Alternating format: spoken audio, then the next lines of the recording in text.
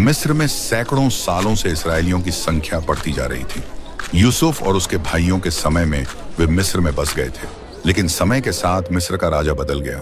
एक नए फिरौन ने सत्ता संभाली, जिसे यूसुफ और उसके कामों का कोई ज्ञान नहीं था। उसने देखा कि इसराइलियों की आबादी तेजी से बढ़ रही है और उन्हें खतरे के रूप में देखा। उसने सोचा, अगर ये लोग अधिक शक्तिशाली हो गए तो किसी युद्ध के समय हमारे दुश्मनों के साथ मिलकर हमें हरा देंगे। इस डर से फिरौन ने उन्हें गुलाम बना लिया, लेकिन उनकी संख्या कम नहीं हुई।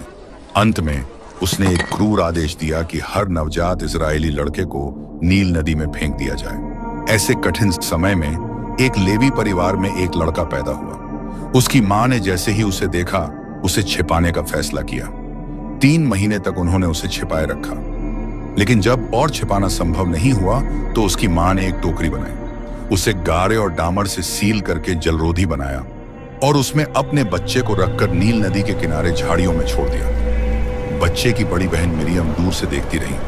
उसी समय फिरौन की बेटी नदी में स्नान करने आई। उसने उस टोकरी को देखा और जब उसे खोला तो बच्चा रोने लगा। उसका दिल पिघल गया। यह इब्रानियों का बच्चा है, उसने कहा। मिरियम पास आई और कहा, क्या मैं आपके लिए एक इस्राएली महिला को बुलाऊं जो इसे दूध पिला सके? फिरौन की बेटी ने सहमति दी। मिरियम ने अपनी मां को बुलाया। मूसा की मां ने उसे पाला। जब बच्चा बड़ा हुआ तो उसे फिरौन की बेटी के पास ले जाया गया, जिसने उसका नाम मूसा रखा, जिसका अर्थ है पानी से निकाला गया। मूसा ने फिरौन के महल में परवरिश पाई, लेकिन उसका दिल हमेशा अपने लोगों के लिए धड़कता था। एक दिन उसने देखा कि एक मिस्री एक इब्रानी को पीट रहा है। मूसा ने उस मिस्री को मार डाला और उसे रेत में छिपा दिया। अगले दिन उसने 2 इब्रानियों को झगड़ते देखा।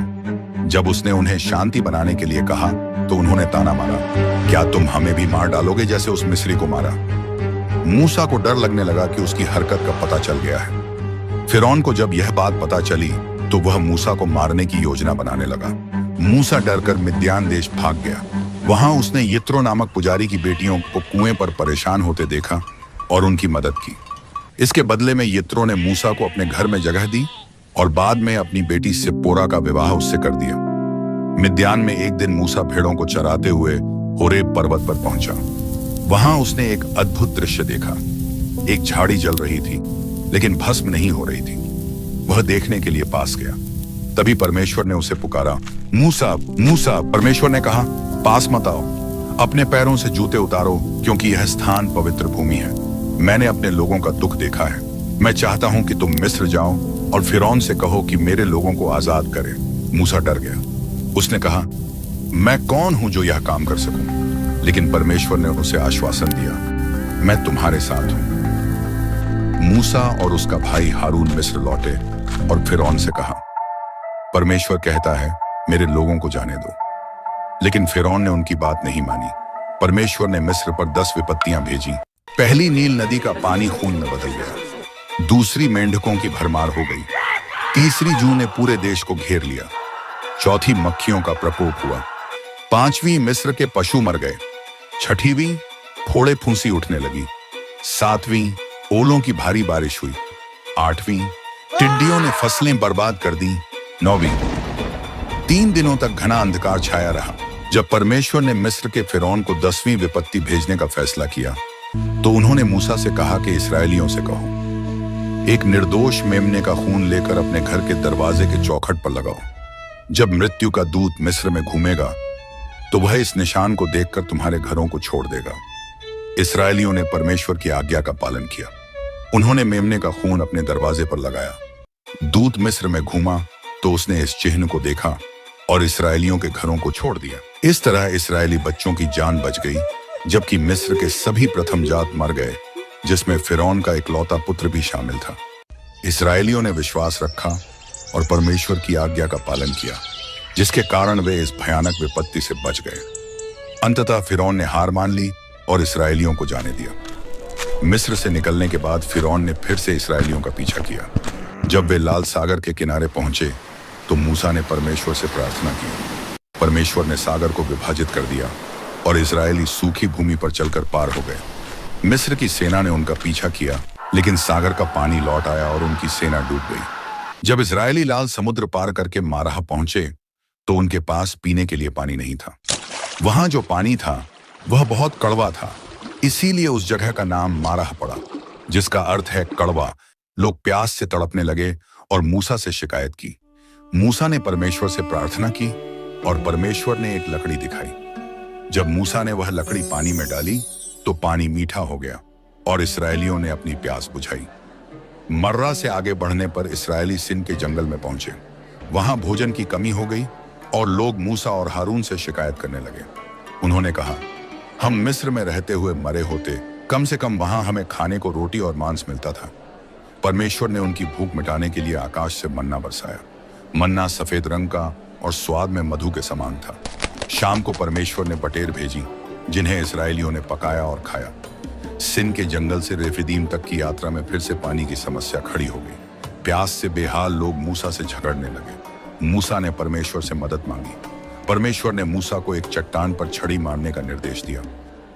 जैसे ही मूसा ने चट्टान पर छड़ी मारी, उसमें से पानी निकल आया और लोगों की प्यास बुझ गई। लेकिन एक और समय आया जब लोग दोबारा प्यासे हुए। इस बार मूसा क्रोधित हो गया क्योंकि लोग बार बार शिकायत कर रहे थे। परमेश्वर ने मूसा से कहा कि वह चट्टान से केवल बोले, पर मूसा ने गुस्से में चट्टान पर 2 बार लाठी मारी। पानी निकला और इसराइलियों ने अपनी प्यास बुझाई। इसके बाद इसराइली सिनै पर्वत के पास पहुंचे। कुछ समय बाद परमेश्वर फिर से पर्वत सीनाई पर आए। मूसा परमेश्वर से मिलने के लिए सीनाई पर्वत पर चढ़ गए। वहां परमेश्वर ने मूसा को 10 आज्ञाएं दी। मूसा पर्वत पर कई दिनों तक रहे और इस दौरान वह इसराइलियों के बीच नहीं लौटे। मूसा के लंबे समय तक न लौटने पर इसराइली अधीर हो गए। वे परमेश्वर की आज्ञाओं से भटक गए और हारून से कहा, हमारे लिए ऐसा कुछ बनाओ जिसकी हम पूजा कर सकें। उनकी जिद पर हारून ने उनका सोना इकट्ठा करके एक बछड़ा बनाया।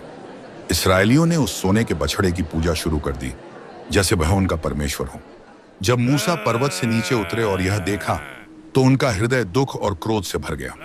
उन्होंने पत्थर की तख्तियों को जमीन पर फेंक दिया और वे टूट गईं। उन्होंने तुरंत उस बछड़े को लिया, उसे आग में जलाकर नष्ट कर दिया। मूसा का हृदय टूट चुका था कि जिस परमेश्वर ने उन्हें मिस्र से छुटकारा दिलाया, उसी के विरुद्ध उनके लोग विद्रोह कर चुके हैं। इसके बाद मूसा ने परमेश्वर के सामने गिरकर उनके पापों के लिए क्षमा मांगी। उन्होंने गिड़गिड़ाते हुए कहा, हे परमेश्वर, यदि आप इन्हें क्षमा नहीं करेंगे तो कृपया मेरा नाम भी अपने जीवन के पुस्तक से मिटा दीजिए। परमेश्वर ने मूसा की प्रार्थना सुनी और उन्हें फिर से पर्वत सीनाई पर बुलाया। उन्होंने मूसा से कहा कि वे नई पत्थर की तख्तियां लेकर आएं। फिर अपनी करुणा और प्रेम में परमेश्वर ने उन तख्तियों पर दोबारा 10 आज्ञाएं लिखी और परमेश्वर ने मूसा को निर्देश दिया कि वह एक पवित्र तंबू बनाए, जहां उसकी उपस्थिति इसराइलियों के बीच रहे।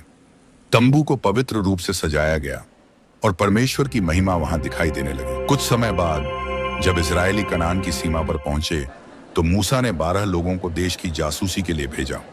वे वापस लौटे और बताया कि वह देश दूध और शहद से भरपूर है, लेकिन वहां के लोग शक्तिशाली और शहर मजबूत हैं। 10 जासूसों ने डर फैलाया, लेकिन केवल यहोशू और कालेब ने विश्वास दिखाया।